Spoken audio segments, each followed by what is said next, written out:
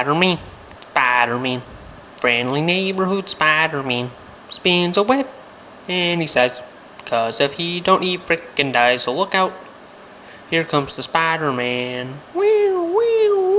Spider-Man's a character that's been around for a very long time, and with that comes many different versions of the character. In particular, there's a lot of versions of Spider-Man in the world of film. They even made a handful of movies about that fact. And with so many different versions of the same character, there's always bound to be the debate of which one is the best. Some say Tobey Maguire, some say Andrew Garfield, and some say Tom Holland. But there's always one Spider-Man that gets left out when this is brought up, and his name is Nicholas Hammond. Who? In the late 70s, there was a live-action Spider-Man series that aired on CBS, starring Nicholas Hammond as Peter Parker, best known for playing Frederick Von Trapp in The Sound of Music? I don't know who that is, I haven't watched that movie since elementary school. The series began with a TV movie simply titled Spider-Man, which aired on CBS in the US and had a theatrical release elsewhere. Overseas territories didn't get the rest of the show. Instead, Columbia Pictures took a couple of episodes, crammed them into a movie, and released that to foreign countries, giving us a complete trilogy of films: Spider-Man, Spider-Man Strikes Back, and Spider-Man The Dragon's Challenge. So, let's watch these movies today to see if they're hidden gems or if there's a reason they've been forgotten. Spider-Man has us follow Peter Parker, just as any Spider-Man movie. He's a college student trying to get by selling pictures to the Daily Bugle, but his work is always rejected by the Bugle's head honcho, J. Jonah Jameson, who keeps saying that his work isn't interesting enough to be published in his paper. Peter is finally given his lucky break after an accident in his college lab that causes him to be bitten by a radioactive spider. Or he gets bitten by the air. Was Nicholas Hammond afraid of spiders or something? He's given the powers of a spider and uses these powers to take pictures of himself and sell them to the Bugle.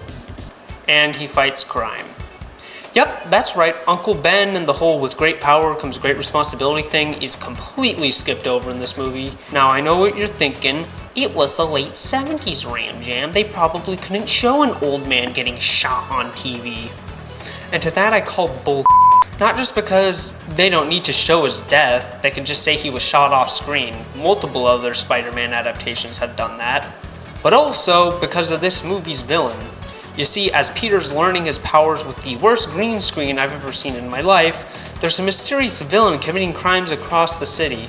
His plan is quite simple. Step 1, hypnotize 2 normal people. Step 2, hypnotize them to rob a bank. Step 3, make them kill themselves.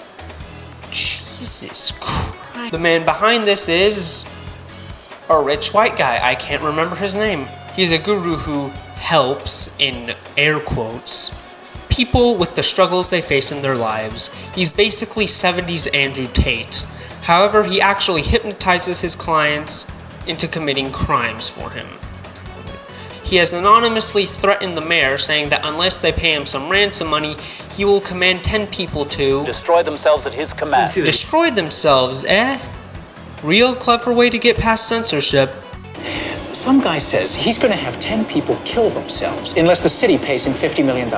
Never mind, I guess. Peter accidentally gets caught up with this when he's sent to take pictures of a car crash that's the aftermath of the guru's hypnosis.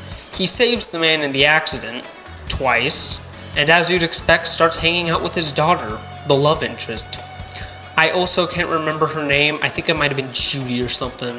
They start investigating what drove her father mad, and come across Rich White Guy's seminar because he was a regular attendee of it.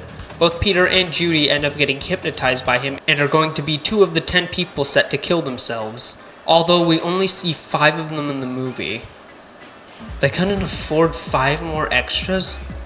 Who knows, maybe they spent all their budget on that excellent green screen effect. So, the fateful day comes and the city doesn't pay Andrew Tate his money, so he gets ready to kill all of them.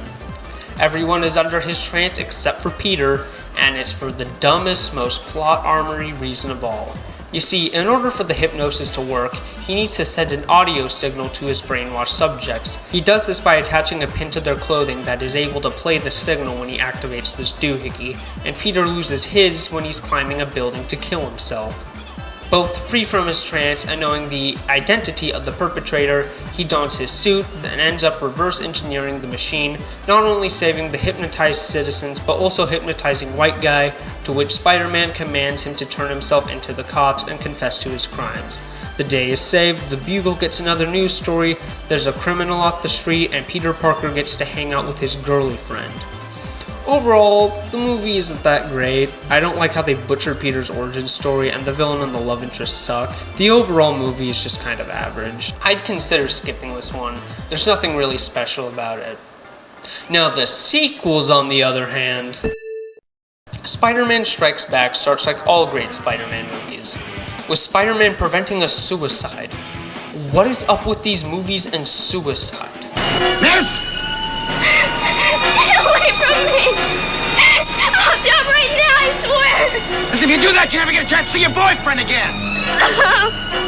I don't want to see him! It's all his fault!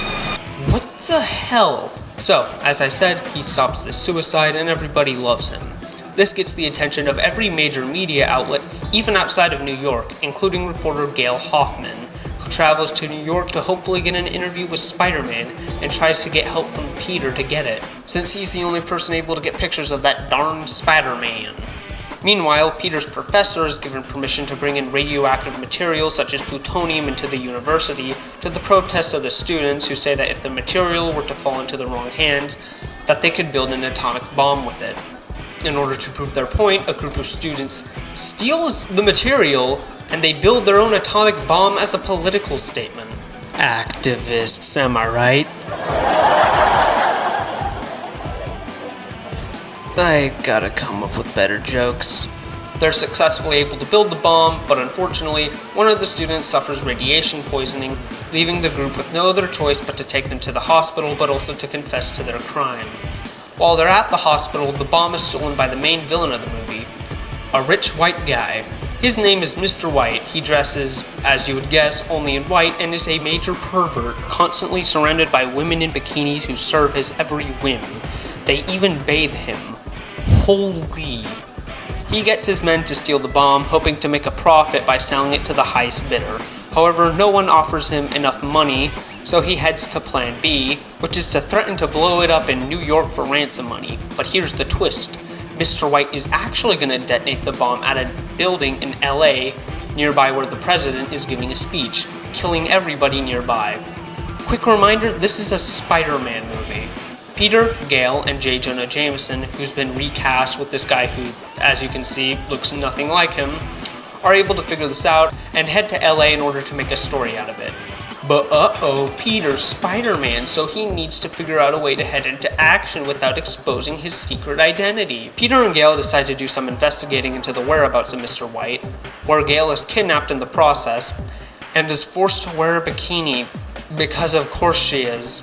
Peter eventually finds his house, breaks past the guard, and saves her, but not before Mr. White leaves to detonate the bomb. Peter gets help from a helicopter pilot to follow them. He jumps out. The effects are really convincing, and is able, just barely, able to defuse the bomb in time. Mr. White curses Spider-Man, swearing that they'll meet again. They never meet again. Our heroes triumph, not only because they just saved the president, but also because they have an exclusive story for their paper. Not an interview with Spider-Man though. Womp womp. Major improvement over the first film. Instead of being a cliche superhero movie like the first, they just make it a balls off the walls action flick, and I love it. I hope they're able to keep up the momentum with the third and final film. Okay, we're at the third and final movie, and it has the wackiest plot of all. You thought Spider-Man Strikes Back was bonkers? Well, let me read to you the plot of this movie. Minlo Chan, the Chinese Minister of Industrial Development, who happens to be an old college friend of J. Jonah Jameson, flees China and comes to the United States to locate three men who during the war approached him and offered him money for secrets about Mao Zedong, which he refused at the time. He stays with his niece Emily Chan, who lives in New York City. However, it appears the incident is now being investigated, and he needs to find one of them quickly in order to verify his innocence. He asks Mr. Jameson to help find them, but he wants it done quietly because it seems that there are elements that want him convicted. So Jameson asks Peter Parker to find the 3 ex-Marines on his behalf, but also to talk to them discreetly. Meanwhile, back in Hong Kong, Zyder, who is a wealthy industrialist, is among the ones being considered to build a power plant for the Chinese government worth $1 billion. However, he knows that Min Lo Chan is considering another company, but if he's convicted, his successor will award the contract to him. As a result, he sends Clyde Evans to make sure he doesn't return to China alive. So yeah, this is basically Cars 2, but for Spider-Man. While searching for the Marines, Min Lo suffers a heart attack. Just in case, the Bugle publishes a fake news story about Min's death to throw the assassins off their trail, leaving it up to Emily and Peter to find one of the ex-Marines. They're able to find one willing to cooperate, and alive, not just to clear Min's name, but also to clear his own name off some crimes that he's been accused of committing during his time served. Our trio head off to China to testify there, where they're immediately discovered by Zyder and his goons, who then take the Marine. Peter suits up as Spider-Man to go and get him in this action-packed boat chase that he loses for the stupidest reason. The motor on his boat gives out, but he is still close enough to swing a web at it, but nope, he just doesn't think about it. We gotta keep that plot moving. Some more meandering around, and Peter catches up with them again, but once again loses track of them for another absolutely stupid reason. They hit Spider-Man with a tranquilizer dart, despite the fact that he has a spider sense he could have used to avoid it, and it comes at him just slow enough for him to be able to dodge it, but he doesn't. I mean, we gotta keep that plot moving. This leads to Spidey being hospitalized, where Emily learns Peter's secret identity. Peter just walks off the injuries he has and uses his spider tracker I forgot to mention earlier to track down Marine Guy, and it's cool as hell. Spider-Man bursts through multiple waves of guards before eventually catching up to Zyder and defeating him, leading to the ending of the movie, which is kinda anticlimactic, not because it's bad or anything, it just feels rushed. So, Peter frees the Marine, and we immediately cut back to the airport. Yep, you heard me right, we never see the Marine testify. The resolution to this plot just happened off-screen. Min Lo's even okay, we're told he's apparently recovering off-screen. I think they ran out of budget. Emily thanks the ex-Marine for what he did, and her and Peter say goodbye to each other, as she decides to stay in China to learn more about her heritage. She tells Peter that she'll never reveal his secret identity to everyone, and they share one more kiss, ending both the movie and the trilogy.